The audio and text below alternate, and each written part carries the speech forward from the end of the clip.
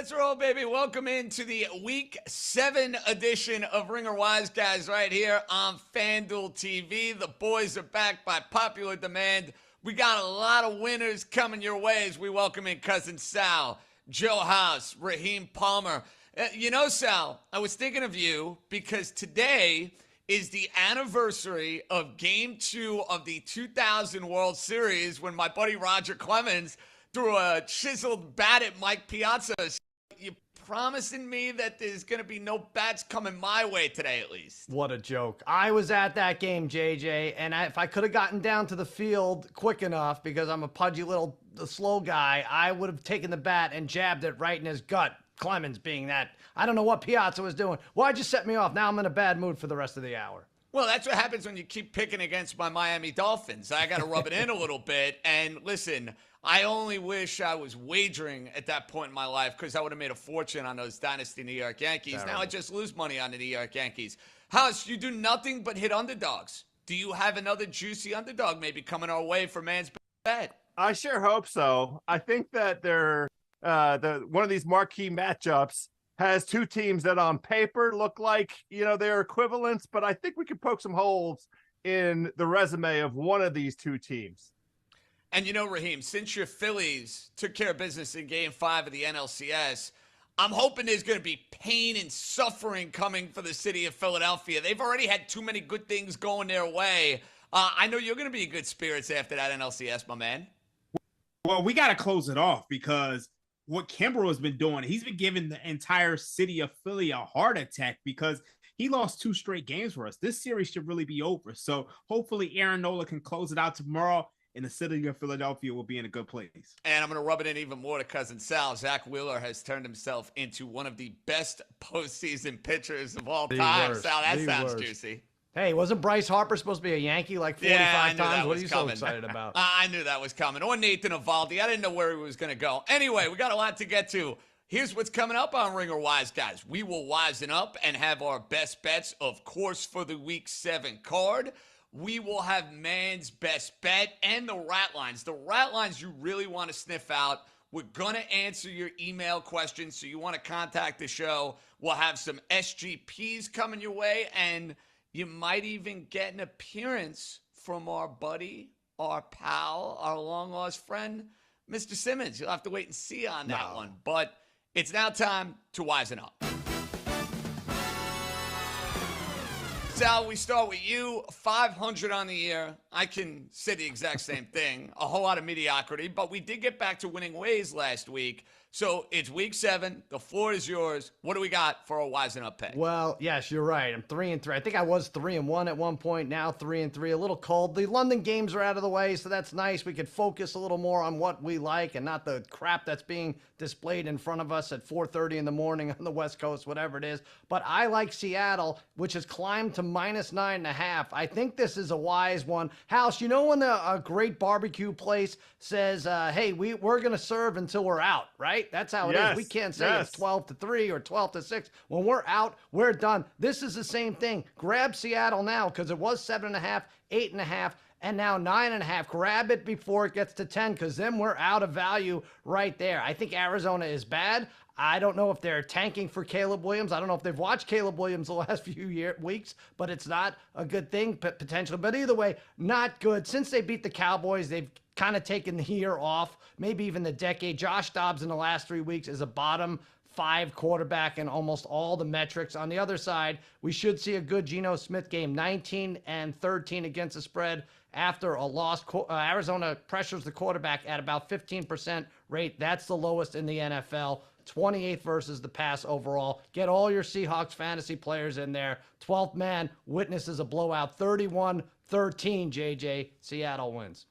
Well, the market's moving with you, Sal. You got to like that. And you got to like the fact that Seattle has just flat out owned the Arizona Cardinals, especially recently. So going with the Seattle Seahawks as your wisen up pick. We'll see if you get back over that 500 mark. Okay, Raheem, there's a big battle in the NFC South, and rumor has it that's where you're going for wisen up. That's exactly where I'm going. I'm going with the Atlanta Falcons plus 2.5. And I'm going to be honest with you guys. I think the Falcons win this game outright. Yes, I know it's crazy. I know it's ugly, but I'm betting on Desmond Ridder to win his first road start. I know it's crazy, but when you look at the preseason look-ahead line on this game, it was Atlanta -1. And now the market is currently sitting at Bucks -2.5. I've even seen some Bucks -3 and some books around Vegas. So I'm not buying that wins over the Vikings, the Bears, and the Saints warrants this adjustment. The Bucks are 6th in defensive DVOA. However, they are 21st in defensive DVOA against the run, and they're 18th in rushing success rate, allowing 41% of runs to grade out as successful. What do we know that the Falcons like to do? They like to run the ball. So this Buccaneers run defense isn't what it was in years past. Also, if you go back to week 18 of last season, Desmond Ridder, he carved up this defense for 224 yards, 19 of 30, 2 touchdowns on the way to a 30-17 win. So he has familiarity with this team. I think the Falcons go out there and win this game outright. So I'm taking the Falcons +2.5. Raheem is grabbing those points, and Tampa did me dirty last week in man's best bet. I thought maybe I'd be able to catch up to our pal Joe House, who's done nothing but win underdogs. We will get to man's best bet a little bit later on in the show. But House, you just got back from the West Coast. I don't got to worry about any jet lag. It's good to see you back in the friendly confines with Quentin Portis and all you Wizards paraphernalia behind you. It's your time to wisen up. Yeah, I feel better. I got my jacket on. You know, last week I was out on the West Coast there in the Podfather's lair. I didn't hit with the kind of frequency that I've been, but everything is back in order now. Most importantly, not gambling on Gardner Minshew any longer. That was the loss we took last week. We're out of that Gardner Minshew business. Another team with a quarterback whose business I'm not interested in whatsoever is the Pittsburgh Steelers, also known as the luckiest team in the NFL by quite a bit.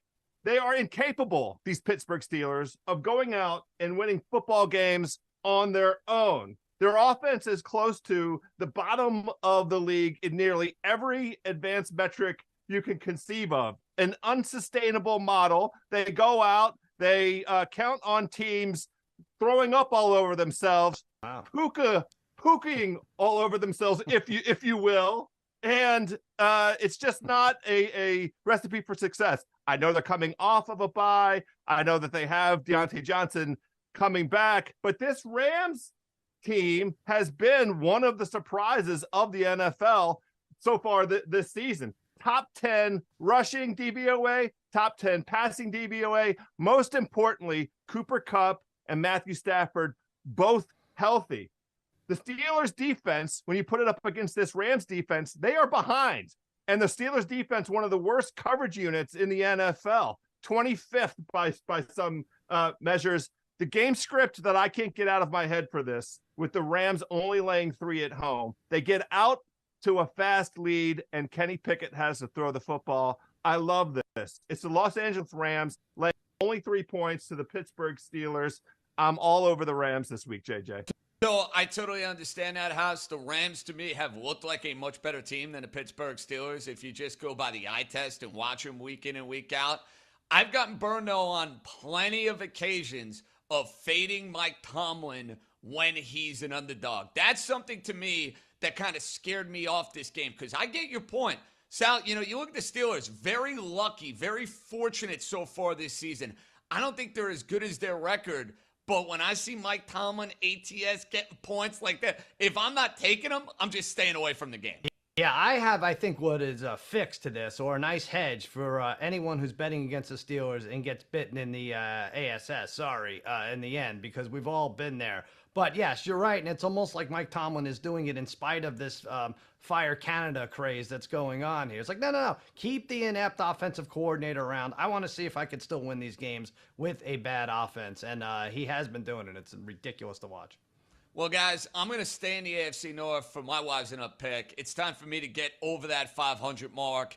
And I'm taking the Baltimore Ravens laying the 3. Not the Ravens, the Ravens laying 3 against those Detroit Lions. Because to me, the Lions kind of shake out as that trendy, popular team that everybody seems to has, jumped on a bandwagon. They've kind of galvanized around the Lions the way they did the Niners, the way they did the Dolphins, the way they did the Dallas Cowboys against the Arizona Cardinals. And I just think the Ravens are going to serve them a slice of humble pie. It's going to be a very physical game.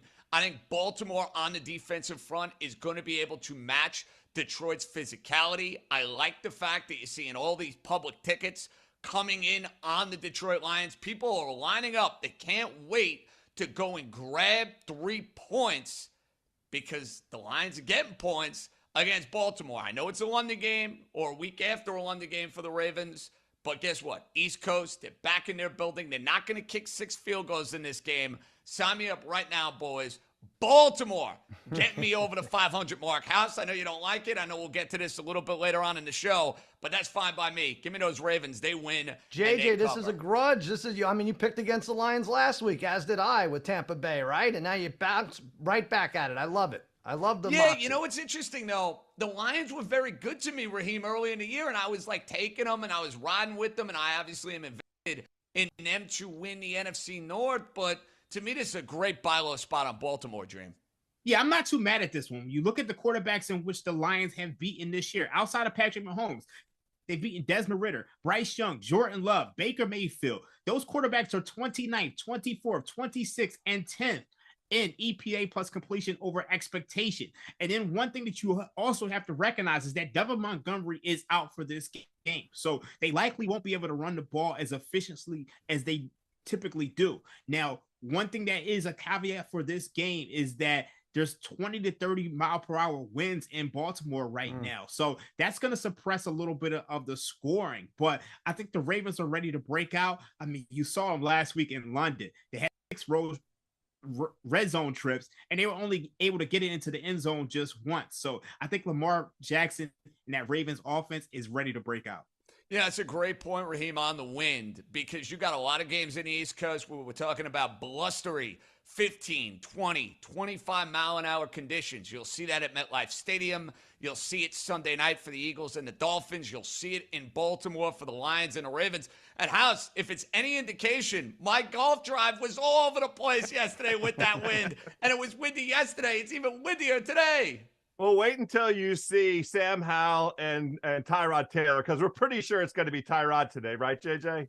It looks like it's going to be Tyrod Taylor. I'd be stunned if it's not Tyrod Taylor. We'll have an update with that when we check in on injuries a little bit later on in the show. We'll be mixing in some same-game parlays, though, from the boys over the next 45 minutes or so. Sal, let's start the proceedings. Apparently you have an SGP for us. I do. It's for the 4 p.m. kickoffs. It's KC and the Chargers, and I loved what the Chargers did coming up short against the Cowboys, but I'm backing them this week on this same game parlay, plus 7.5. Herbert, 250-plus passing yards, and Austin Eckler, anytime touchdown. You get close to 3-1 for that. Look, the Chiefs don't care about covering this or any game you've seen, right? The last 6 matchups, the Chargers have either won against the Chiefs or they have stayed within 7 points. Herbert's played Mahomes 6 times. 5 of those times he's gone over 250 yards. And Austin Eckler, who is a fantasy guru himself, he loves to play fantasy, knows that the owners have been patient. He almost scored last week. He has had success against the Chiefs in the past. So put those 3 together and get almost 3-1 odds. So I like the sound of that, Sal, because history tells us the Chargers play the Kansas City Chiefs in competitive, tight football games. Raheem, I had your Cowboys against the overrated LA Chargers, and I think everybody can calm down drooling over Justin Herbert. I know he's that essential casting for NFL quarterbacks. He's got the hair, he's got the big arm, he's got the big body. Guess what? He doesn't do a whole lot of winning. That's what it boils down to. So I know the nerds are probably going to throw tomatoes at my face because I'm disparaging their beloved Justin Herbert, but I like him in this spot today, Dream. I think it's a good buy low spot on the Chargers. I don't have anything on this game. I think this Chargers team is a mess. I think the offense is overrated since the loss of Mike Williams. So I wish you the best of luck, but I have nothing on this one. Well, boys, we will go to a guest pick. Oh. And it's a guest pick from someone that is near and dear to our hearts. I have no idea where he is at the moment, but let's hear from Bill from Los Angeles. Hey Wise guys, it's your buddy Bill. I'm about to fly back from rainy Boston to sunny LA, and I wanted to give you this bet to talk about on tomorrow's show. Cleveland to win the first half. Cleveland to win the game. Plus 100 on FanDuel. If anything happens to this plane, may that be the last bet I ever win. I love you guys. You know, House, I don't think anybody loves the Cleveland Browns more than our buddy, the Podfather. And listen, safe travels, of course, getting back from wherever the hell he's flying from. I don't think Bill is sitting in the middle seat on an airline near you. Just throwing that one out there. That looked like a very, very comfortable seat. I mean, there was a lot of leg room there. And he doesn't really need it for this Browns bet because giving the Cleveland Browns defense a full week to game plan against Gardner Minshew is a recipe for success. I like this wager, JJ. Hold on. I have no issue with it. I love it. Waitress, get me another shrimp cocktail and some Pinot Noir. And make sure my Lamborghini's waiting for me when we land. He's the best. He really is. I like this. Will there be some olives thrown in, Sal? Will there be a couple of martinis thrown in? What else am I missing? Olives all around. Make sure the pilot's good and full. Oh, man, we got to get me on Air Bill. But guess what? Air Bill's got another pick for us. What? Hey, wise guys, it's me again. I just realized that you can parlay Cleveland to win the first half and Cleveland win the game plus 100 with the Eagles to win the first half and the Eagles to win the game against Miami plus 125. That is plus 350 as a parlay. Let's make that my last bet in case anything happens to this plane. As Norman Dale once said, I love you guys. Well, I love you too, buddy. Except Raheem, he's picking against my favorite team. It's the last pick he's ever going to make. He's picking against the Dolphins. Come on, Bill. Well, I mean, we know the Philadelphia Eagles are going to be the sharp side. They lost last week against the New York Jets, and they come back home. And a lot of sharps are viewing this the same way they viewed that Buffalo and Miami game. So I'm not too mad at him about this, but I do have a differing opinion, which you guys will hear a little bit later. You know, he lost it all on the Eagles last week, bouncing back with them, right? Didn't he say tie the Eagles on a teaser to anything playing in the next 72 hours? So also we should make sure the plane landed safely. Otherwise, me doing his voice isn't as, it's a little insensitive maybe. We need the tracker. You know how it's like you have the tracker of like we where used you're to have flying, if you're picking somebody up from the airport. Can we get like the Air Bill tracker that we can have here on FanDuel TV? Yeah, we used to have the Dan Snyder tracker here in Washington to make sure he was far away as possible. Now nobody knows where the hell he is because he's irrelevant to us in Washington. The Bill Simmons tracker is an appropriate replacement. So, friends at FanDuel TV, if you can look into that between now and noon Eastern, it would be very much appreciated. By the way, I think Dan Snyder and Joe House are going to be in Aruba at some point playing golf, and Joe House is going to take all of his fortunes and all of his money. So I like the sound of that. House is like, nah, I'll take his money, but I don't want to play golf with the guy. Anyway, it's now time, gentlemen, for our rat lines of the week. It's time to get made. It's time to sniff out something that seems a little too good to be true. So, Raheem, you have the T-Box, you have the honors. What's the rat line of the week? I'm going to go with the Buffalo Bills, laying 8.5 against the New England Patriots. The Sharps are likely going to be on New England, as the preseason look ahead line on this game was Bills minus 3.5. So you're getting an inflated number against a divisional opponent. You know, I read an interesting stat the other day. The bottom 5 NFL teams in the NFL right now, the Giants, the Patriots, the Cardinals, the Bears, and Panthers are a combined 4-26. That's 13.3% against the spread this season. So in a market as efficient as the NFL, you would expect that to change. But how can you trust Mac Jones? This guy is third in interceptions, dead last in EPA per play, and 23rd in success rate. Now, a lot of people are looking at the Bills, and you see Josh Allen. He's banged up, AC joint sprain. The Bills' defense is full of injuries. Matt Milano, Trey White, Daquan Jones, Ed Oliver. Those are big pieces. So the Patriots theoretically should be able to score on this Bills team. However, they can only score 17 points against a Raiders defense, which is bottom 5 and 10 in DVOA, EPA per play, and success rate. So even against a banged up defense, how can you trust Mac Jones? This guy is not the miggity Matt. His name is Michael McCorkle, and I'm not betting on him, but I'm not betting on that banged-up Bills team as well. Stay away from this one. Confession. I am on the New England Patriots today. This line opened at 8.5.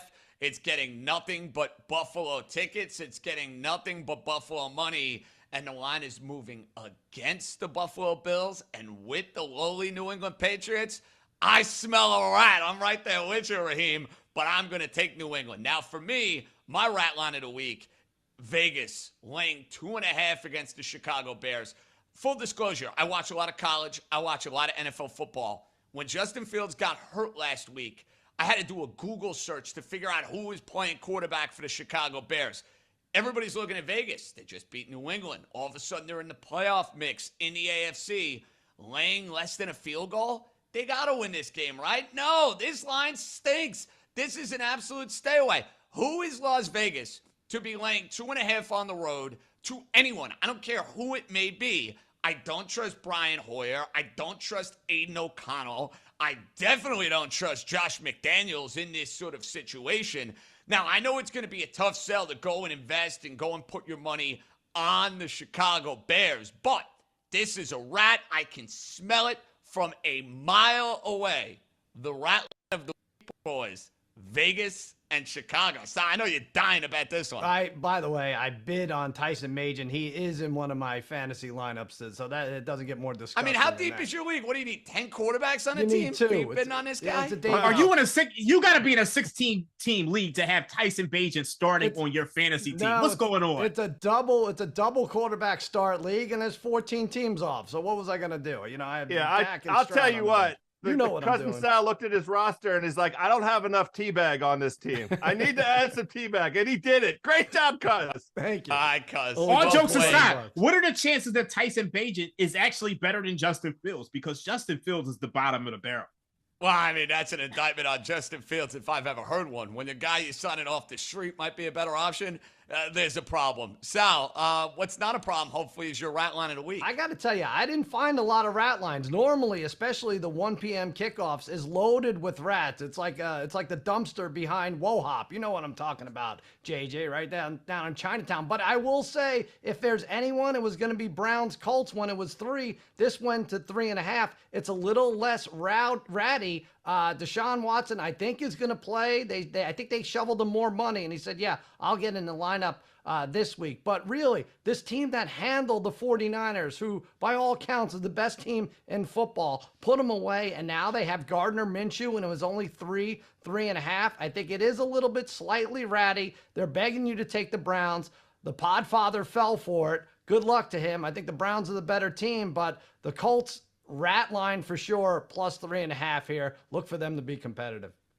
Yeah, look, the Colts, well coached, we know that. But Gardner Minshew, when he's starting these games, it seems to be a much different look and a much different feel than when he's coming out of the bullpen and when he's, kind of in that relief duty type of role. Anyway, House, last but not least, I know the Colts did you dirty last week. What's our rat line of the week? Yeah, JJ, I'm picking up where you left off. You mentioned that that Bears game and not having to do anything to do with these bad teams. I'm in the same boat with this Denver Green Bay game. The Denver Broncos are getting 1.5 points at home against Green Bay. Both teams coming off of a mini kind of bye. The Green Bay Packers had a real bye, and Denver 10-day rest from Thursday night against the Chiefs. But I don't like this situation with Green Bay going into Denver on a crazy one of these lines that the cousin Sal and Bill Simmons call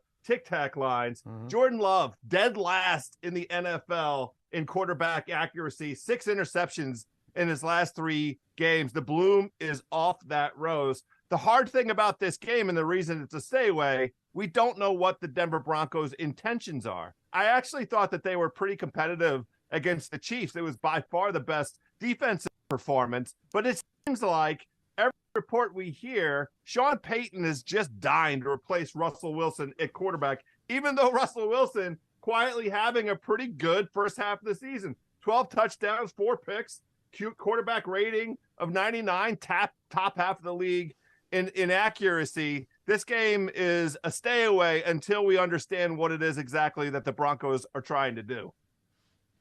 I saw the card, Packers, Broncos, immediate cross off. No interest, no desire betting that game in the least. All right, Dream.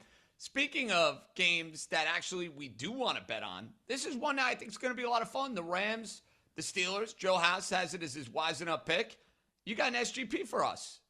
Yes, I have a 3-leg same game parlay with the Rams money line, the over 43.5, and the Darrell Henderson anytime touchdown score that pays plus 531. So when you look at these 3 legs, first things first, the Rams are the better offense. 6th in offensive EPA per play and 10th in success rate. You look at the Steelers, 29th in offensive EPA per play and 32nd in success rate. Matt Canada, we all know he's a terrible offensive coordinator, and as long as they stick with him, they have some issues. Now, my model makes this game Rams minus 4.5. So it just feels like this is a spot where the Rams should win. Now, when you look at the total, NFL unders, 56, 36, and 1, 61% on the season. It's the best since 1991. Unders went 12-2 last week. Mm-hmm. So you should be expecting more points and, things to regress as things go on. The Rams are 10th in pace. The Steelers are 7th in pace. So this should be a faster paced game. Now, when you look at Darrell Henderson, starting running back Kyron Williams is on IR. It's going to miss 4 games. And my inside information tells me that Darrell Henderson is going to get the bulk of the carries. This was plus 500. It's been bet down to plus 200. So I like him anytime touchdown score. That is my same game parlay. All right, Raheem, you got a lot there in the same game parlay. Let's get a little listener and advise the wise guys. This one's just for you, Raheem. Hey, Ringer Wise guys, love the show. I'm getting smarter every time I hear Raheem. Here's my question. I want to put a bet on an anytime TD for one of my Niners players. I'm looking at Kittle at plus 155. What do you say, aspiring wise guy, Steve in Arizona? Raheem, you got about 30 seconds. What do we like here? All right, so this is interesting because Kittle had 16 catches the first 3 games. He's had 5 catches the last 3 games. He hasn't been getting his number called because he's been sacrificing his numbers to stay in and block.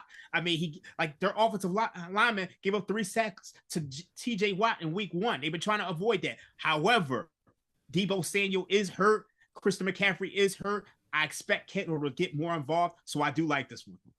And speaking of rats, that Viking-Niner game is looking like a rat on Monday Night Football with everyone and their mother betting San Francisco, yet they're moving that line off of 7. We got a lot more coming up on the Ringer Wise guys. We will have man's best bet where we pick an underdog outright. We'll see how hot Joe House can stay. Plus, more SGPs, more advised, the wise guys, all that more. The boys are coming right back on FanDuel TV.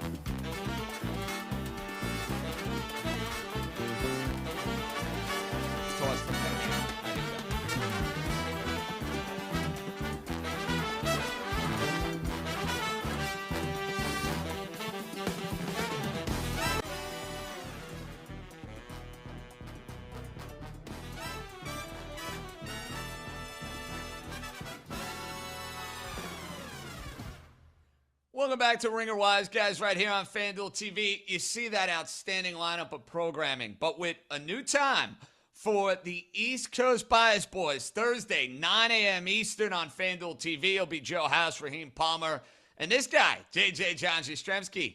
We'll have all your stuff covered for the NFL, the NBA, and everything that's coming your way over the next few weeks. Then Cousin Sal gets in the lab with Cousin Sal's Winning Weekend.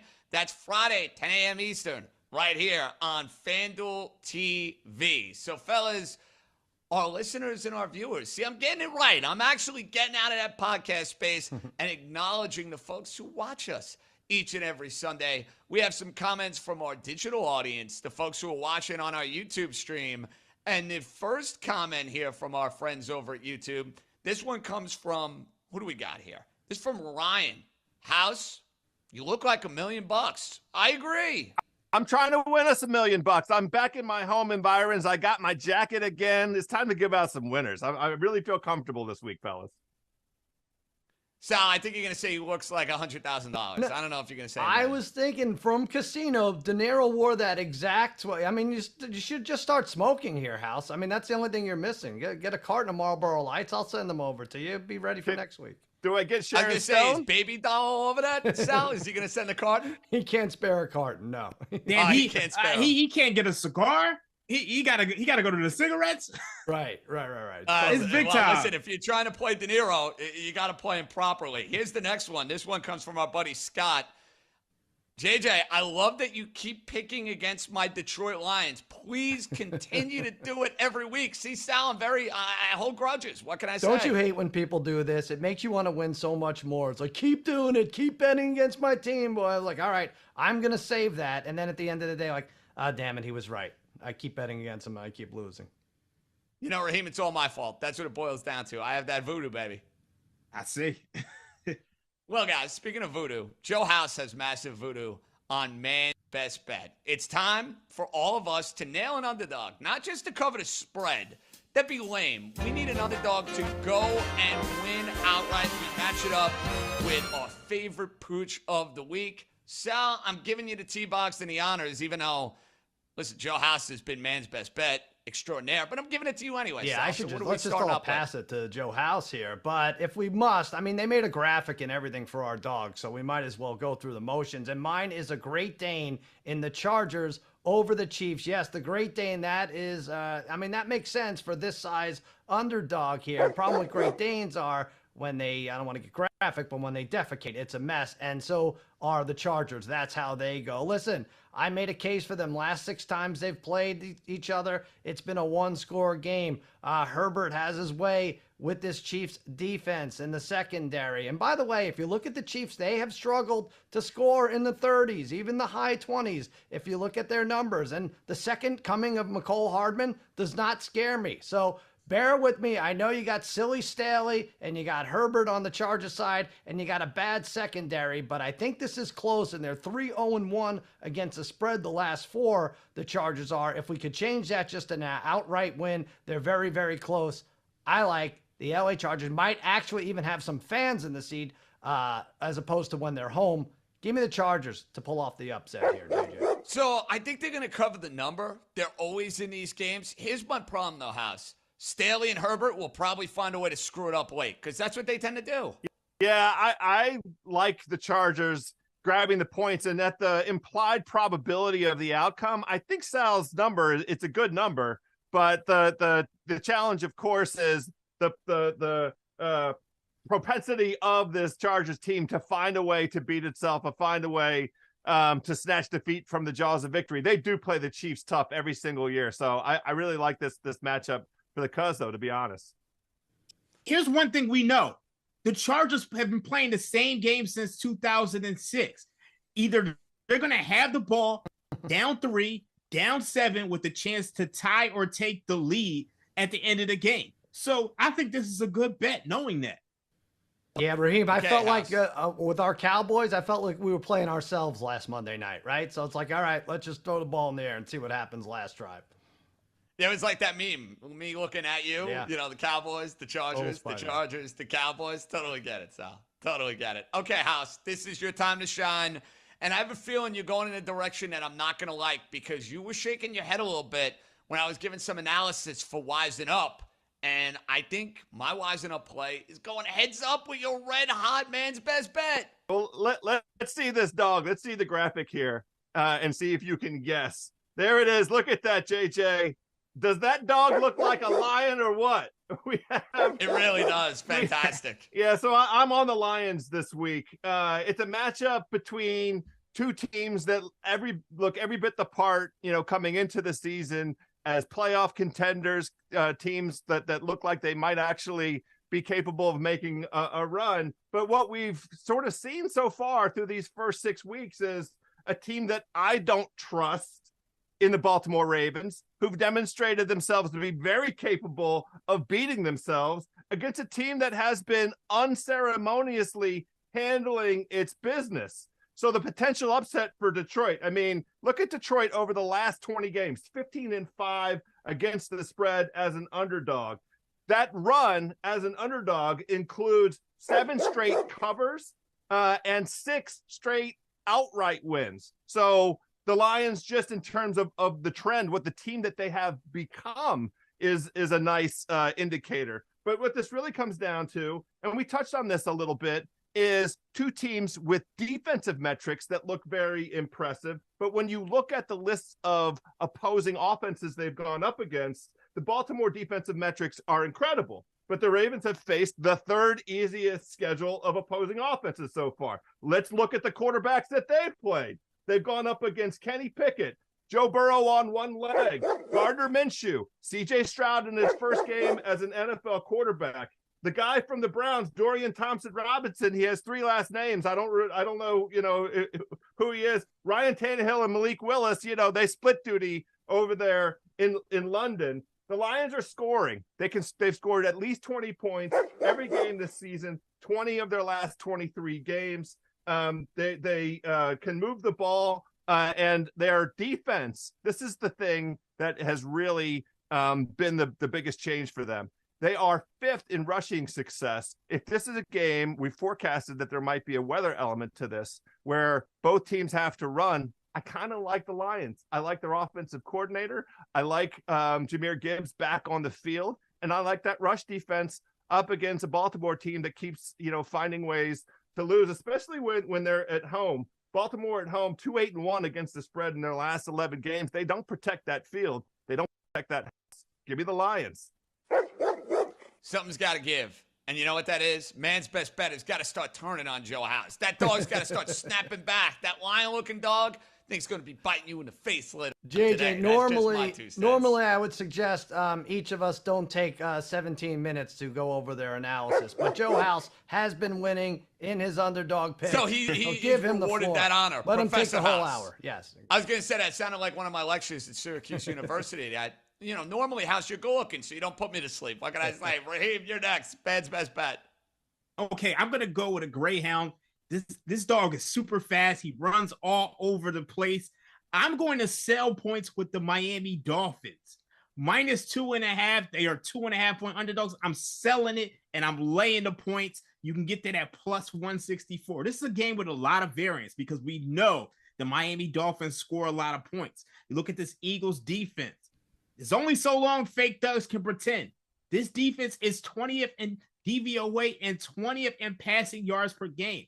This team gave up 24 points to Zachary Wilson, 31 points to Sam Howell and the Commanders, 28 points to the Vikings in a game in which the Vikings had 4 turnovers and Justin Jefferson fumbled at the 1. They probably should have lost that game outright. Also, safety Reed Blankenship is out for this game. Sidney Brown will get his first ever NFL start opposite Terrell Edmonds. He struggled this season. Last thing you want is a struggling secondary against Tyreek Hill, who's probably going to put up 2,000 yards, and Jalen Waddle. This Dolphins offense is absolutely explosive. I'm taking the Dolphins here, and I'm laying the points. Honestly, you might want to lay more than this and get a bigger number because I think this is a blowout either direction. Either the Eagles win by 7 or the Dolphins win by 7. Yeah, listen, I want to do some research after this. And by that, I'm going to say have my trusty producer, Mikey Meatballs, do it. But I think you're onto something, Raheem. I wonder, 2.5 is the new 3. I wonder if you took all the plus 2.5s and reversed it and laid 2.5 points if you made money the first 6 or 7 weeks of the season. I'm going to look. I'll get back to you guys with this. Right, House? I like that. It's a good analysis. That is what you call getting in the lab, getting down and dirty. And I love that take, Raheem, about alternate spreads in the Miami-Philadelphia game. I know it's the game of the week. I know it's got a whole lot of star power. I do not think it's going to be a particularly close game. I think if the Eagles win, that defensive and offensive line go and dominate the day.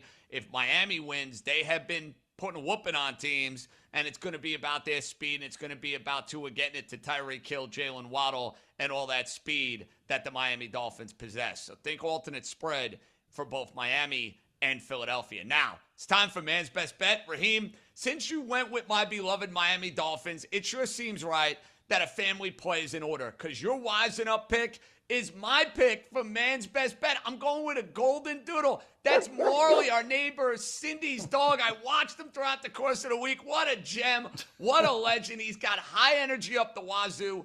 Kind of like the Atlanta Falcons from an offensive perspective, not named Desmond Ridder. I mean, listen, I know Desmond Ridder leaves a lot to be desired, but you have Bijan Robinson, you have Drake London, who has really come on in the last couple weeks, and I'm just really discouraged by what I saw from Tampa. They were poorly coached against Detroit, way too many penalties, way too many mistakes. Now they're the popular favorite. Everybody's lining up to go and take Tampa, laying less than a field goal. Atlanta, preseason narratives. You're absolutely right, Raheem. You mentioned this earlier.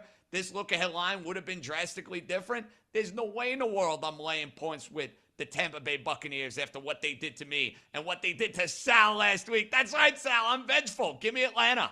It's not good. I know what you're doing there, and I'm sure you got some kickback for showing the neighbor's dog's photo of their dog on television. I don't know. I want some of that money. That's ridiculous. I mean, what a great-looking dog. How do you say no to Marley? Easy. No, Marley. Get off our TV show. No, you don't want Marley as a part of the show? What a great-looking golden doodle. You are a hater. You're a hater, and I don't like it. All right, House, what do you got for us for an SGP? Well, I like, as a life rule, to be on the same side as Raheem the Dream Palmer. He already touched on an SGP in this Rams-Steelers game. And in general, as my best bet of the week, I love the Rams here laying the 3 points. So I have a couple legs. Cooper Kupp, 90 or more yards, an alternate total under 47.5, and the Rams -1.5 for the first half spread. So on the Cooper Kupp prop, the Pittsburgh's already allowed receiving lines to Brandon Ayuk, 8 catches, 129 yards, 2 touchdowns. Devontae Adams, 13 catches, 172 yards, 2 touchdowns. Nico Collins, 7 catches, 168 yards, 2 touchdowns. They love to make opposing receivers look like the hottest thing since sliced bread.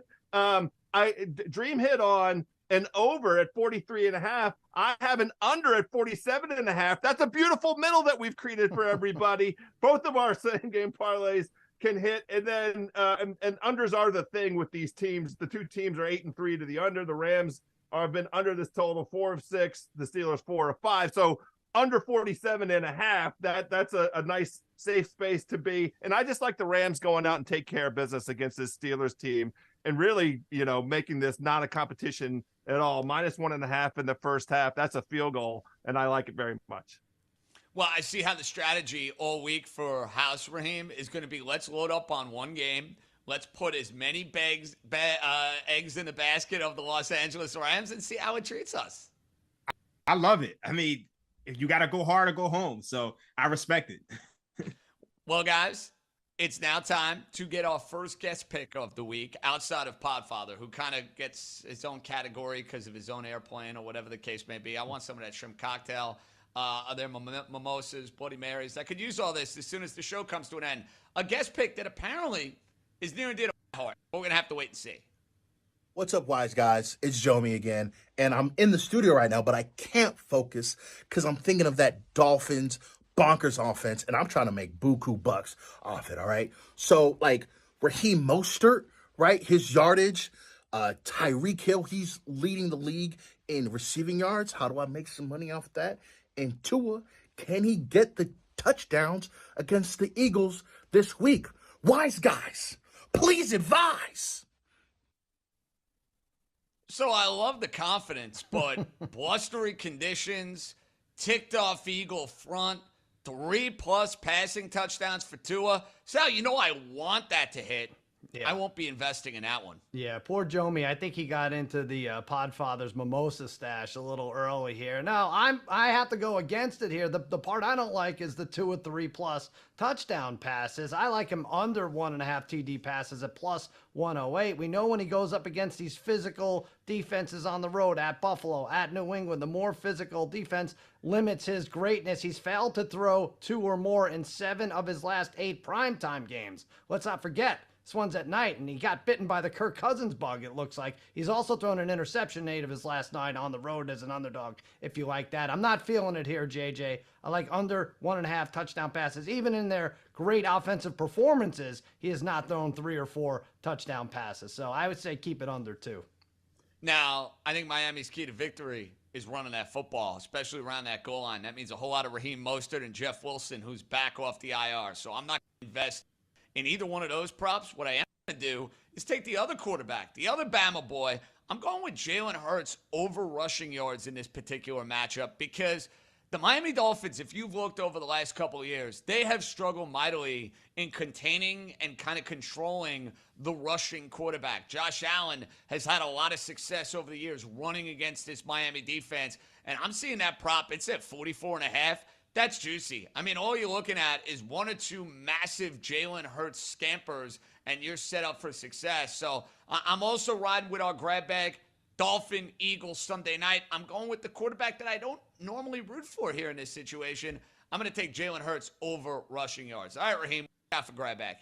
Okay, so I had a 2-team teaser planned out, Falcons +8.5 and Seahawks -1. However, while we were on the air, this number actually moved to Seahawks -9.5, which means this is no longer in the teaser category. So I'm calling an audible. We haven't had an audible. I'm calling one. So this is how it's going down. Red 7. Hut 1. Red 7. We go with Falcons +8.5, and we're going to tease that with the Denver Broncos. We're going to tease the Denver Broncos +1 up to +7, crossing off those key numbers of 3 and 7. I already gave you all the reasons why I like the Atlanta Falcons. Well, I'm going to give you one reason why I like the Denver Broncos. The Denver Broncos, when you look at the preseason look-ahead line, the Broncos were laying 3.5. Now they're catching +1. Jordan Love has been terrible this season. This guy's 26 in EPA per play. There's nothing about him in the way he's played this season that makes you think that he should be laying 1 on the road and has a chance to cover 7. So give me the Broncos +7 on the teaser. Tease that with the Atlanta Falcons. All right, so we had an audible. House, I hope you're not pulling a fast one on me now. We need our final leg here of the grab bag. I'm in the same spot. I had a teaser featuring Seattle, and this is an indication of that Seattle line finally landing where it makes the most sense, which is near double digits. It was valuable when it was at 7.5 all the way up through 8.5. Now it's at 9.5. To Dream's point, it's made the teaser less efficient, but I'm going to stick with it because I subscribe to the perspective that the cousin Sal laid out in terms of Seattle just taking care of business against Arizona. This is a terrible spot for Arizona in general. This is their second straight divisional road game, third in 4 weeks. They lost by double digits to the 49ers. They lost by double digits to the Rams. They have injuries, including poor James Conner. And they're bad against the division. 1-10 against the spread in their last 11 divisional matchups. Seattle loves playing Arizona. They're 4-1 against the spread. I think the Seattle team in a bounce back spot at home after a loss where they gave Cincinnati everything they wanted. I don't mind laying the 3.5, even though I'm losing some efficiency on the teaser. The other leg of this teaser is the New York Football Giants, obviously. And this one also, I'm taking it from 3 up to 9. Washington and New York only play one-score games. 6 out of the last 7 times, it's been a one-score game. The Giants only play in one-score games. 13 of those last year. Washington in 4 already this season. I've been watching this game my whole life, fellas. They're all one-score games. Both last year, the Giants and the Washingtons, overtime, and a tie in one of them. This is what happens when these two teams get together. I'm going to tease that Giants leg up to 9 here. Put it with the Seahawks at down to 3.5. Joe House, good job by you sticking with Seattle. Raheem, please, I urge you not to trade Seattle for freaking Denver. Don't do it. We've seen Denver lose, and they don't belong in teasers. They don't belong in pleasers. They don't belong in anything. And might I introduce you to the 7-point teaser? You can get that 9.5 down to 2.5. It's an extra 8 cents. I will lend you the 8 cents, but please don't trade Seattle for Denver. Don't do it. Look, a 7-point teaser is probably, what are you laying, 160 these days? No.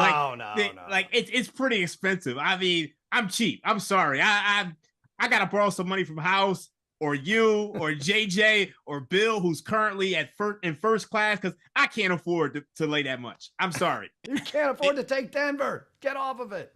Well, listen, I wouldn't be taking Denver either, but I ain't laying 160 on a team. That's a pass for me. By the way, Sal, is it the Cousin Sal now moving forward, or Cousin Sal still going to do? What's that? I didn't even hear it. The Cousin Sal. Joe House dropped that in. It sounded very formal and very interesting. Cool. I'll take it. Look how House is dressed. How can I respect him? I mean, he is the Cousin Sal as far as I'm concerned. I like it. The Cousin Sal. All right, guys. Speaking of friends of the program, we have our second guest pick, somebody near and dear to my heart that I spend way too much time talking to. He wanted to chime in here on Ringer Wise Guys. What's up, Ringer Wise Guys? It's Cerruti. Absolute pleasure to be here. I am back on the East Coast after a full week in LA last week for a Russillo Live pod, but more importantly, a dinner with Joe House, the podfather himself, and nephew Kyle. So vibes are absolutely fantastic. Let's keep it rolling. I've got a 2-leg same-game parlay for you guys. I'm going to take the over 44.5 in Seahawks Cardinals, and I'm going to parlay that with the alt line of Seahawks minus 6.5. So we get under the full touchdown. That pays almost 2-1. I feel like Seattle was better on offense than they showed last week. They stalled in the red zone a bunch. Arizona's defense is pretty vanilla. I think both teams probably score early and Seattle pulls away late. So again, 2-1 here for this 2-legged same game parlay. What do you guys say? Our buddy, Steve Cerruti. Obviously, seems like the boys are very invested, House, in the Seahawks. So your buddy who you saw a few days ago is riding right with you. Yeah, I want to say this is the first time I got to meet Cerruti in person. We've been on Zooms and all the phones and everything. What a handsome fella. And I'm not just saying that because I like his bet very much, but I do like his bet very much. We've talked quite a bit about this Seattle situation, getting them down to under a touchdown. They might score 45 points all by themselves. Handsome Steve Cerruti, you've thrown us a winner. Great job by you. And a great head of hair. All right, guys. Amazing. Yeah, you ain't kidding. I mean, it gives you a run for your money. All right, let's do a little who's in, who's out as we look at who's going to be active and who's going to be not active when it comes to Week 7. Daniel Jones out once again with the way Tyrod Taylor played last week against the Buffalo Bills. That might be an upgrade for the New York Giants. Just saying. Justin Fields out for the Chicago Bears. Christian McCaffrey will give it a go on Monday night. Deebo Samuel will not give it a go on Monday night. And we're waiting word on DK Metcalf for the fellas who have a whole lot of wagers that are pending. They'd like to see DK out there doing his thing. All right, it's now time to ask the wise guys. Will the wise guys please advise? Let's go to our first question, and here it comes. What's up, wise guys? I'm looking at NFL futures and wondering if there's anybody who would possibly be worth the bet for Defensive Rookie of the Year. Is there any possible value there, or is just Jalen Carter winning too likely at this point? Please share your wisdom. Sincerely, Aunt Chippy's #1 fan. Sal, I mean, Jalen Carter looks like he's going to play, by the way, against the Dolphins, which is a problem for that Miami offensive line. Is there anywhere else we could go for Defensive Rookie of the Year? Well, first of all, I didn't know Aunt Chippy had a fan, let alone a #1. I figured her #1 fan was Philip Morris, as she's now closing in on career cigarette #1 million. So, listen, Defensive Rookie of the Year is a fun one. Jalen Carter, his durability concerns me a little. You say he's iffy. I feel like he's on the injury report every Friday going into this. But Devin Witherspoon, Seattle, grades in the mid-80s. That's tops for rookie cornerbacks. He has 7 passes defended. He picks off Dobbs once, dare I say twice. today, and you're going to see his numbers shoot up. I like Witherspoon at 3-1. Well, guys, everybody got in the fun of giving an SGP. I got to get involved. Last but not least, you know where I'm going because I hit it last week in the Dolphin-Carolina game by the hair of my chinny chin chin with that Ahmed touchdown. I'm going to Dolphins-Eagles. I'm playing a little differently. I'm taking Miami and Philly to go under 51.5. I know it sounds insane going unders in Miami games, but I just think blustery conditions, ticked off Eagle defensive front, this game's going to be lower scoring. I think Jalen Waddle's going to be heavily involved in the game plan for the Dolphins. A lot of focus on Tyreek Hill. Think Jalen Waddle will go to work over 62.5 receiving yards. And then Jalen Hurts, he gets inside the 5-yard line. He's getting the touches. He's going to go score a touchdown. House, I know you like juicy parlays. How about this one at plus 673? Yeah, this is my kind of parlay, JJ. And this these legs kind of fit the game script that I imagine, and it leaves open both possibilities for dreams, alternate win plus, anybody with Eagles money. Both of those are possible with the way that you've laid this out. The Jalen Hurts, both the rushing number and the anytime touchdown, those are the building block props for me this week as I sort of sit down and run this thing up. But plus 673, that's turning one delicious cold beer into 50, and that's my kind of parlay. Oh, let's go. Make it a 12-pack, make it a 24, and away we go. Couple of quick hitters before we say goodbye as we advise the wise guys. Sal, quickly, how do we feel about Washington this week? Oh, I don't know. It's the same as I feel about them every week. I really do. But I do think you brought up that MetLife, or someone brought up the MetLife, the non-pass interference call last year in MetLife. Giants, Washington, little bit of a revenge game here. I thought 3 was a little rich, though, going on the road. So I saw immediate stay away. Well, we got one. This one comes from Trent Raheem. Quickly, Cousins, his over-under for interceptions, 0.5. Easy money over, right? I'll say yes. Well, and House doesn't think it too about that. Kirk Cousins in prime time. You're betting that, House. Of course, I'm on it. That's speaking of legs that work. That's one. Well, boys, hopefully a lot of legs are working for us here in week 7. Fun show. We're going to be doing all sorts of stuff on digital time for the next half hour. And I promise, Sal, with no London game, I will be fully attentive and fully dialed in across the board. So I'll be ready for you. That's how you Cousin gotta do Sal, it. Joe House, Raheem Palmer, JJ, John Jastremski signing off. We will see you next week. Same time, same place, right here on FanDuel TV. Wise guys out. Be good, everybody.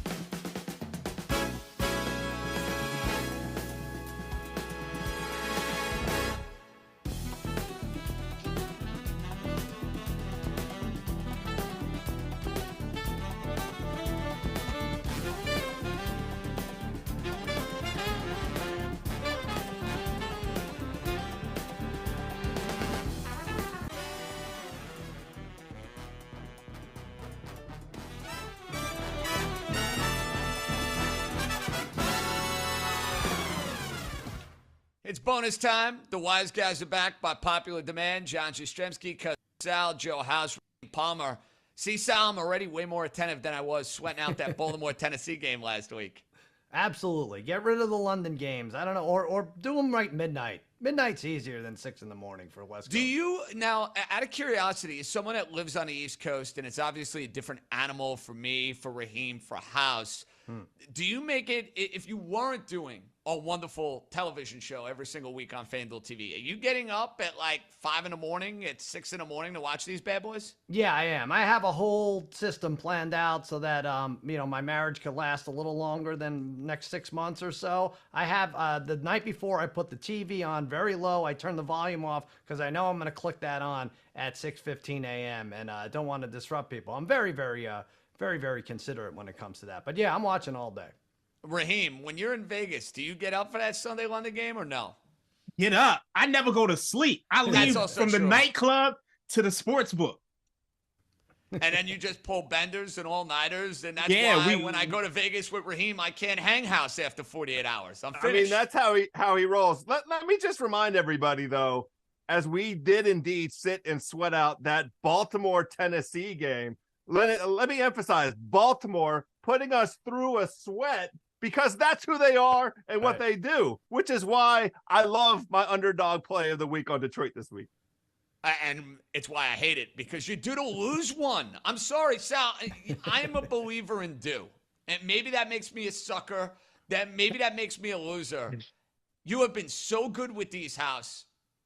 It's bound to change. It just is. Why does he have to be due to lose? That's hating. He's due to lose because my wise wager is Baltimore. That's why he's due to lose. I have to say, JJ looked the Podfather in the face, in his contact lensless face last week, and when he said Desmond Ridder doesn't lose at home, you're like, yeah, but is that going to go on forever? Is he always going to be undefeated at home? And guess what? Desmond Ridder lost at home. So nice call. And now Desmond Ridder is going to win his first road game this week. There you go.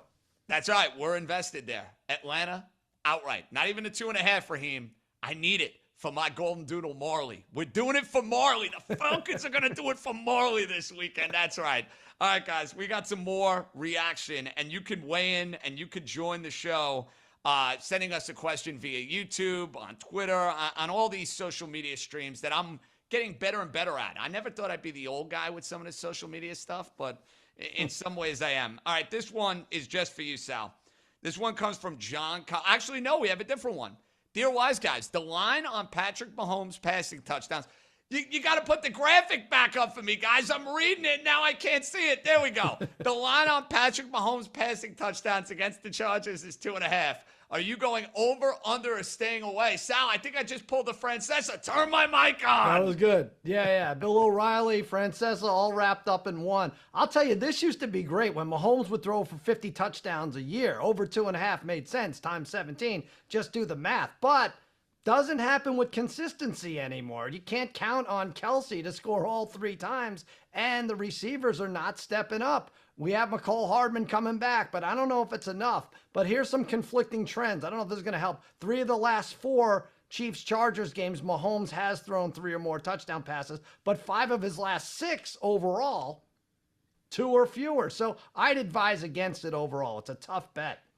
I'm 100% with the cousin Sal on this. I'm petrified of this bet. It's a version of the Chiefs that doesn't exist anymore. I will love this bet, though, when the Chiefs have Devontae Adams playing wide receiver for them, which I am prepared to contemplate this season. If these Raiders go out and lay an egg today against the Bears and Teagbag puts it on them, Devontae wants to go somewhere where he can catch balls from a guy that can throw him the ball. How about those Kansas City Chiefs?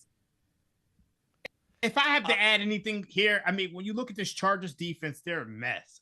They gave up 36 points to the Dolphins. They gave up 27 points to the Titans, and we know the Titans' offense isn't good. They gave up 24 points to the Vikings. Probably should have gave up more, but they had 2 red zone stops. They gave up 17 points to the Raiders and 20 points to the Cowboys. So I just think the Chiefs are going to be able to match those outputs. So I do like this one. Guys, I have a couple of late line moves I want to throw your way. And one of them, House, I think you're going to like. That Rams-Steeler game has moved off of 3. It's moved to 3.5. You got to be cool with that, right? Yeah, of course. You know, I thought you were going to tell me it was going in the other direction. You know, the trends that support the Steelers as underdogs, they're there. Mike Tomlin is good as an underdog, but they're much more compelling when they're at home, when Pittsburgh's at home, when they're in divisional games, when they're coming off of a loss. None of those things are present here. And they're also the Steelers coming off of that win against Baltimore. Their next games against the spread, they're not very good. They hit like 33%. I think the number is like 5-12 or something against the spread when they're coming off of Baltimore week, because it's always a physical game. Even with the extra time for them to get healthy, I still like this Rams in this spot. Here's another line move. Raheem, I don't think you're going to like this. Tampa is now up to 3. So they move off that key. So you want to explain it? Why do you like that? I mean, listen, you locked in 2.5 for the show. It is what it is. Why do you like the fact that line's gone to 3? Because I just think the public is just reading this wrong. And at the end of the day, I want to go add some more on the Falcons. Like, I'm greedy. So if you bet against me, I'm going to keep betting. Listen, Dream, I got to ask. Jack up that money line, which I didn't bet yet. Please, What jack it up. How are you going to feel in the fourth quarter if the Falcons are down and Desmond Ridder has the ball at their own 20-yard line and he needs to go down and get a field goal to score? How are you going to feel about that? A field goal, I feel good about it. Okay. Now, my only concern for this game is if Desmond Ridder turns the ball over, we lose. That's really what it comes down to. When you look at that game against the Commanders, they outgained the Commanders in every statistical category. It's true. But they had 3 turnovers. So that's my only concern. If we don't turn the ball over, the Falcons win that game outright because Baker Mayfield, he's going to come down to earth. We saw it last week. This is a guy who struggled against pressure his entire career. And if for some reason, the first couple games of this season, he's played above his head. So I think at some point in time, Desmond Ridder is going to win a road start. And I think it starts here. I like the sound of that. The thing I hate about betting underdogs and whatever, it's a stupid thing to throw out a entire side of the equation here. But I much rather bet money line favorites because when you bet the underdog, you're essentially betting a bad quarterback to do a good thing in the fourth quarter. And it just doesn't work for me ever. But I wish you luck, Raheem. I mean, that's cool, but Baker's also a bad quarterback, and he's laying points. Yeah, I mean, the story is fun. He's a dude's dude, but he's as middle of the pack as it gets. So, we make these bets and we make these picks early in the week. We make them on Friday. Sometimes you got to lock them in on Friday, Saturday, whatever. Yep. Is there ever a hesitation when you see, the Chargers line? It's 6. Do you feel, does that change your perception at all on your bet? Or you're kind of like, it is what it is. I don't care what the number is. This is what I like. Yeah, well, I think I would take the opposite stance for Raheem. I get it from a psychological standpoint. Good, everybody bet against me. I have Atlanta plus 2.5. Now it went to 3, fine. But the truth is you lost value, right? You locked in at 2.5, unfortunately, because we have to this way. But I just bought bread for $1.49 and now it's 68 cents. I could have waited. So I don't know. Your mind just plays games with you all day. That's what happens when you have the bug. All right, guys. A couple of guys who might have the bug. We're going to go to our, what is it, extra point taken, point extra taken. I don't even know. I can't keep track of all these shows that go on. But I know these guys are good. They're Philly guys, though, so we'll see if they're, taking sides against the family here and picking against my beloved Miami Dolphins. Kid, Ben Stone, Shil Kapadia. What do you got? Let's get to the good stuff, the stuff you have all been waiting for, the locks of the week. There's 3 games against the spread from each of us. Benjamin, what do you got? Yeah, I'm on Dolphins plus 2.5. I'm on Dolphins money line personally. I'm on Dolphins plus 2.5. I do not think the Eagles have the necessary tools in the shed, the necessary utensils in the cupboard to handle this passing game. We're in for another 40 burger from Miami. I'm scared of that. I'm not touching that game in the locks of the week, but I am interested to see how they match up. All right, I've got the Buffalo Bills minus 8.5 at the New England Patriots. Oh, wow. Bills have not looked good the last 2 games. We've all seen that on the road against the Jaguars, at home against the Giants. I like them even more in this spot because you know what? This is what the Bills do. Last 4 times they faced the Patriots, 4 wins, all by at least 12 points. How about this one, Ben? I wish I knew this trend was coming because I would have gotten a lot more picks right in my picks column. Do you know that the Patriots, the last 11 times they've been underdogs with Mac Jones as their starting quarterback, have failed to cover 0-11. Now, listen, that's going to come to a head at some point. It's probably this week because I'm picking the Bills here. Yeah, the Evan Abrams here was at Action Network. Mac Jones, 3-14 against the spread in his career as an underdog. If you rank quarterbacks by how much you would have won-loss on betting on them as an underdog, he's 3rd worst, 269th out of 271 quarterbacks as a dog against the spread last 20 years. So there you go. All right, what do you have for your next one? Pinch your nose, take a deep breath, hold it. We're picking Raiders minus 2.5. When I have the opportunity. Oh my, why are you picking this? You can pick any game. You're picking Raiders, Bears? The Raiders don't have Jimmy Garoppolo. They're potentially playing Aiden O'Connell or Brian Hoyer. They haven't committed to either one yet. I'd wager we see Hoyer, to be honest. Even if we see O'Connell, I'm fine with it either way. They have the ability to run the football and be successful against a Bears defense that struggles to stop that. I was going to say, I love how confident you are. Brian Hoyer on the road in the year 2023. And you Listen, can Brian Hoyer 5-step and put the ball in Josh Jacobs' belly? Yes, we're good. The only reason to watch this game is to see if Ben Solak hits the lock or not. All right. I have an announcement to make. I am breaking up with my Steelers Mike Tomlin underdog trend.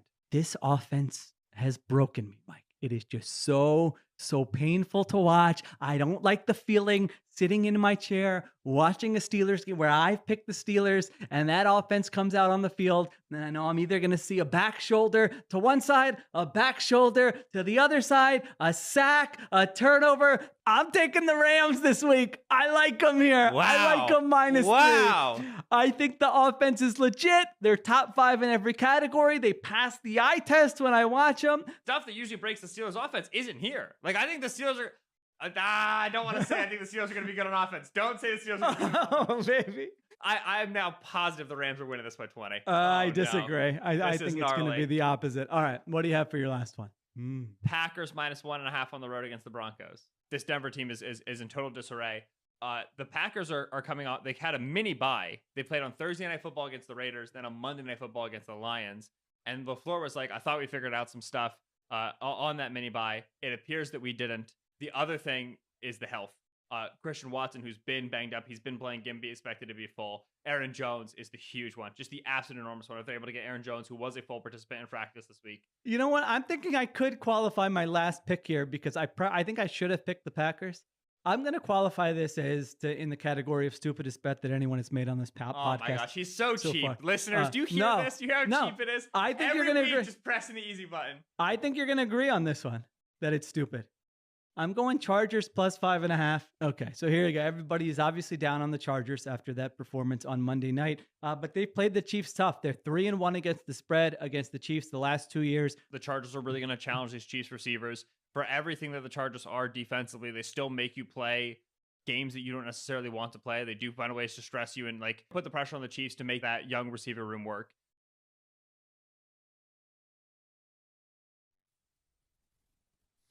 We thank the guys who contribute with their wisdom and insight each and every week, and it's nice to hear those Philly special guys siding with me. What concept? I'm impressed, Solak. Well done, buddy. Well done.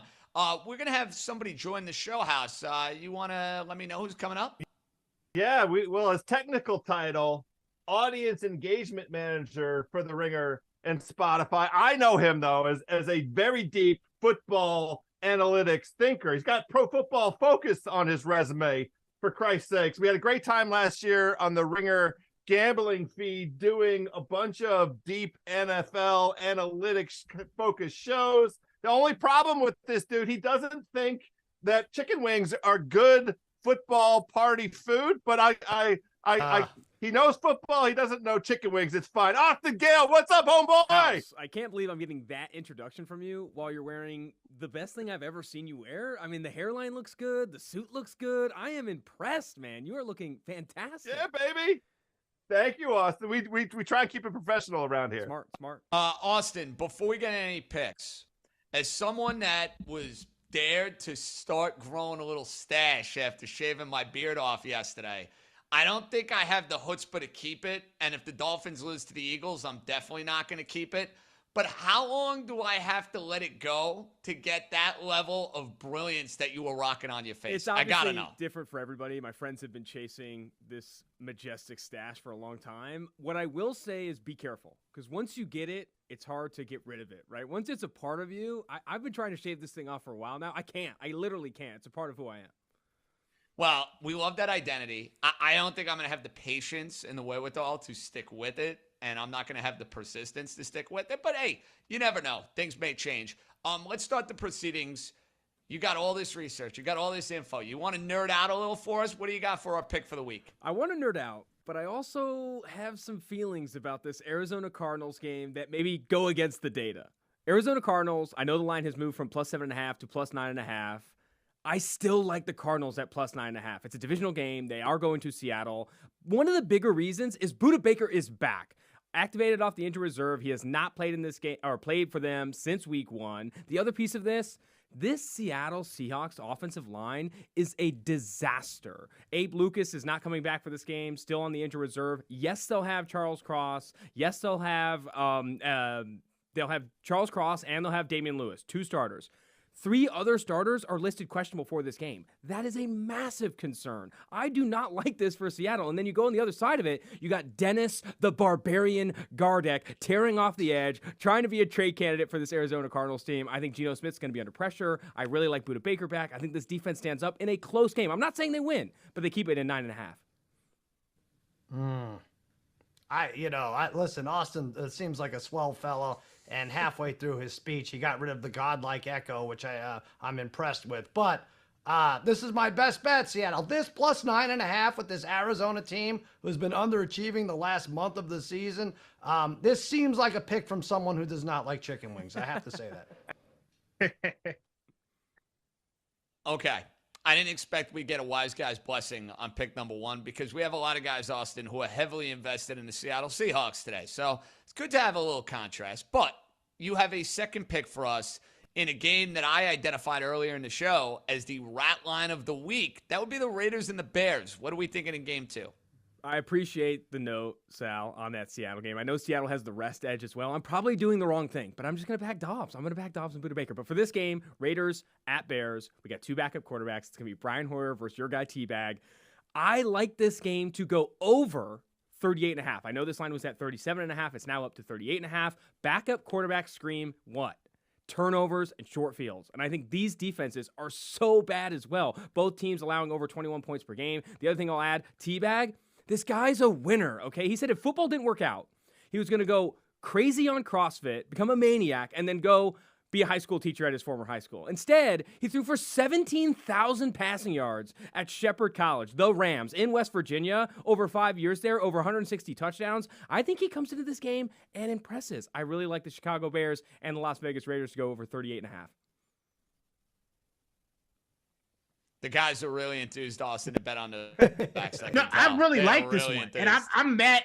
I'm mad I didn't think about it myself because this initially opened up at 46.5 and it's bet down to 37 and it's back up to 38. So it does feel like there's some value here when you have 2 bad defenses. So this one is brilliant. I like this one. Okay, Austin, we got 2 down. We got 1 to go. The third game, you're thinking alternate spread, aren't you? I am thinking alternate spread. And I think, this is that thing where if you listen to Bill Simmons' Rewatchables, he says 2 for you, 2 for me, or whatever it is when he's picking movies. I did 2 for you guys. This one's for me. Bills minus 29.5 plus 1,100. I want to see Bill Belichick get blown out by 30 again. I think this is the lowest point of his career. He's coming off 2 30-point blowout losses. Then he loses to Josh McDaniels and a Brian Hoyer, Jimmy Garoppolo hybrid. This, to me, comes back to me being a Raiders fan. I know the Tuck rule ended any Raiders' hopes for the last 20-plus years. I need to see this go down with Bill Belichick. There was reports from Ian Rappaport that Bill Belichick quietly signed a multi-year extension. I hope this goes on forever. I hope Bill loses by 30-plus points to division rivals and Jimmy Garoppolo and Brian Hoyer forever. The one piece of data I'll have for this is the New England Patriots have 19 players on the injury report for this game. 3 are confirmed out. 16 are questionable. And you're like, oh, Bill Belichick does that every week. It wasn't that number last week. No Matthew Judon, no Keon White, no Josh Uche, no Christian Gonzalez, no Marcus Jones. It's one of the most banged up teams in the league. They go on Buffalo here. I think they lose by 30, and I take out in that alternate spread. Can I just say this is great. I love the guts he put behind this minus 29.5. But in today's NFL, can I just caution you and have a bet in there that's not plus 1,100, but to win by 23.5, to win by 24.5. It's just so hard to win by more than 4 touchdowns. If they win 42-17, you're going to feel stupid. Get the plus 750, get the plus 800, and then sprinkle a little on the 11-1. But I do like this bet a lot. So basically, Sal, what you're telling Austin is keep accelerating it, right, Raheem? Like kind of say, all right, you like the Bills to go and smoke them, take them minus 10.5, make them minus 14.5, take them minus 20. Is that how you would play it, Dream, if you like it that way? here's the thing. I'm the resident Tom Brady stan. And Austin knows this. I love rooting against Jeff Fisher in a hoodie. However, when you look at the total for this game, the total was only 41. And to say that they're going to cover 29, that's almost 70% of the total. So that's what scares me off of this. And then when you look at the Bills, they're also banged up as well. I mean, you're talking about a team who Josh Allen has an AC joint sprain. You're looking at no Trey White, no Matt Milano, no Daquan Jones, no Ed Oliver. So if the Patriots score 7 points based on the total, that's not going to cover this number. So I would feel better if this total was like 47 or close to 50, but it's just too low to lay this high of a number. Yeah, I will say, though, for in Austin's defense, the same was true of both the Dallas game and the Raiders game, and they hit those numbers. Bill Belichick went from a quiet, preseason extension to quiet quitting this season, because that's the version of this Patriots team. Coming from a guy that bet on the Patriots last week on the money line to win outright, all they do is snatch defeat from the jaws of victory. I like this go big action from a man AG here. I never thought, guys, we'd be living in a world, as someone who roots for the Miami Dolphins, that I would be celebrating potential news of a Bill Belichick extension. Sal, I thought they'd have to just, he'd get like the shrine, he'd get the Johnny Carson treatment, it'd be this incredible send-off. Now, Bill Belichick could coach the Patriots for the next decade. I'd be dancing. Let's go. I love it too, because he's going to break Landry's record for most losses, which is ridiculous that Tom Landry, the great Tom Landry, has that honor or dishonor to begin with. But yeah, by the way, the other thing is, how bad a job did the media do that they couldn't unravel the fact that Bill Belichick, one of the most high-profile sports personalities out there, signed an extension 3 months ago or 2 months ago. I'll say it's this. crazy. That stuff's on the dark web. I tried to look up his latest extension before this news came out. I typed in Bill Belichick extension into Google. That's my extensive research. The first link that came up was from 2003. Okay, he keeps that on the dark web. It's on the down low. He's not in Madden. His extensions aren't online. This guy stays under wraps. Be careful. That's all I'm going to say, guys. Be careful. Speaking of being careful, we have all sorts of weekly specials that you can find on FanDuel. They're fun. They're outrageous. The folks over at FanDuel put them together. And, Salas hit a few. Hopefully I can join the party and hit one. Here's what I like. Let me get your take on this. Geno Smith, Desmond Ridder, Justin Herbert. 3 of my favorite quarterbacks to combine for 6+ passing touchdowns at plus 240. Raheem, can I get you on board? This is tough. I wish you the best of luck. I'm sorry. Raheem, if you like Ridder to have a big game, you have to like this parlay. That's what I was thinking, Sal. Yeah. Thank you. I mean, if they get to the 1, Bijan Robinson's probably going to run it in. Algiers probably. It's just tough. All right, so the boys don't want my weekly special. Sal, what do you got for a weekly special? Well, listen, we had a lot of discussion about the Rams and Steelers, and I think House could be right. Rams could be a blowout. We know it went to 3.5, but let me humor you with this. FanDuel has something where it says the Rams to win the first half and the Steelers to win the game. You get that parlay at 10-1. Now, I feel like if you do this every week, you are going to win within the next 3 weeks, because the Steelers are a full of crap team, House. We know that they go behind early. We saw it against the Ravens. The Ravens were up only by 7 points, even though if you would have watched the game, you're like, oh my God, this team is up 3 touchdowns. Like, what? It's only 10-3. It's only 10-6. It's only 12-10. And then the Steelers come back, and inevitably George Pickens separates and scores a touchdown in the fourth quarter. If it doesn't happen today, this is one you lean on for the next 3 or 4 or 10 weeks. If you can get 10-1 odds, you're going to hit this in the next couple weeks. So I like this 10-1, Rams to win the first half, Steelers to win the game. Austin, we kind of have it seemed like a united front on the Rams with the way this line's moving.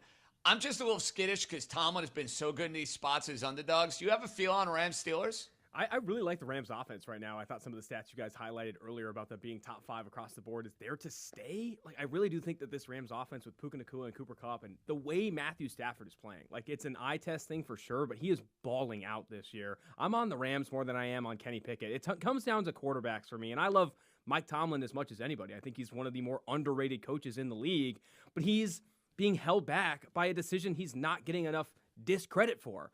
Why is Matt Canada still the offense coordinator? Like, everyone wants to blame Matt Canada, and there's these chants at hockey games and maybe his son's games about firing Matt Canada. Mike Tomlin deserves the blame here. Like, you are the one who employs him. So I don't know. I do think that Mike Tomlin's being held back by Matt Canada, and I think that the Rams are a side I like more in this game.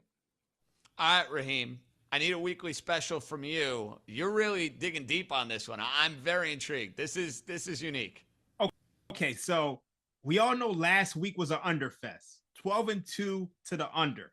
We all know this year unders are hitting 61%. So if I got to take a long shot, I might as well take this one. Each team to score one field goal in the 1 p.m. and 4 p.m. window. So I got to take a shot. This is paying 25-1. We're getting all these unders. I know typically there's always one team who just doesn't score, but there's a lot of teams on buys. There's not that many games this week. I'm just hoping that we get some points. Maybe the NFL fixes things so we get a couple holding penalties just to increase the scoring a little bit more. We'll see what happens. I thought I was getting nuts, guys, going the touchdown way.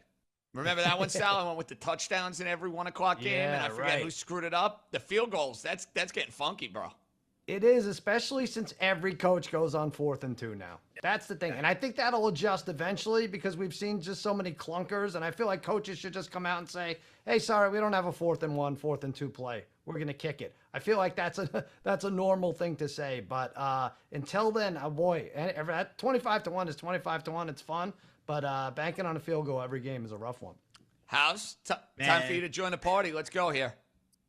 So I'm going back to the well with lowest scoring game. I hit this 2 weeks ago with the Steelers. Maybe I can't remember who, but it was the Sunday, the London game, wasn't it? Oh no, I know the Steelers were involved, but look, the sometimes the obvious answer is the right answer. Washington and the Giants as the lowest scoring game are available at plus 480. If my glasses are working, I think that's the number. It's the lowest number on here, but the wind is going to be crazy. Both of these defenses like to apply pressure. Sam Howell does not like pressure. Tyrod Taylor will dash when he's confronted with pressure, and the wind is supposed to be crazy up there at MetLife. So I don't think either one of these offenses are going to be trying to throw the ball anyhow. These games are always low scoring, always 1-score games. This is my favorite bet of the week, potentially. Commanders and Giants plus 480 as the lowest scoring game on Sunday. That one, Austin, almost seems a little too good to be true because everything about the Giant offense would tell you under, but I feel like I'm missing something there.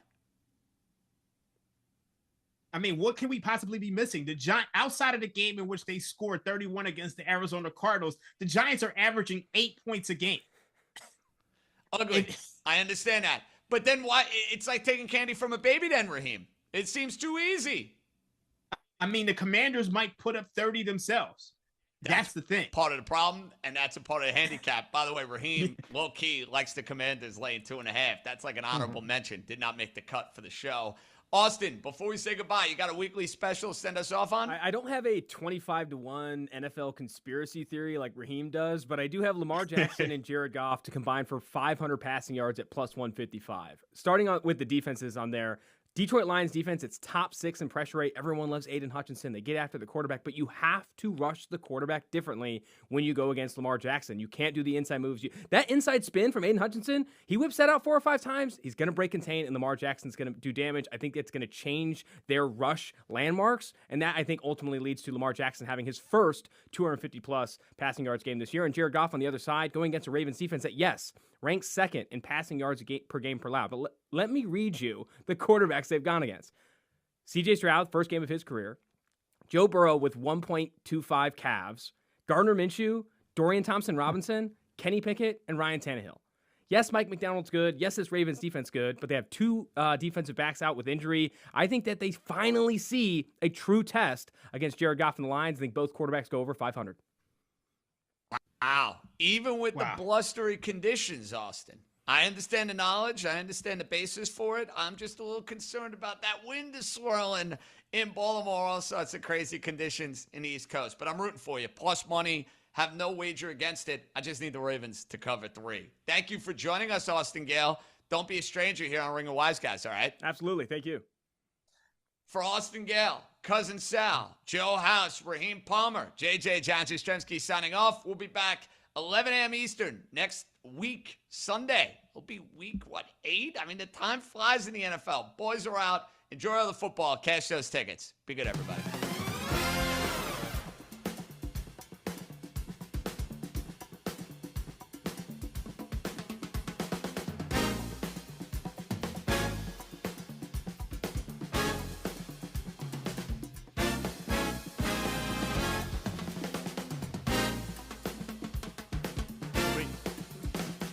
No, I can't hear those guys.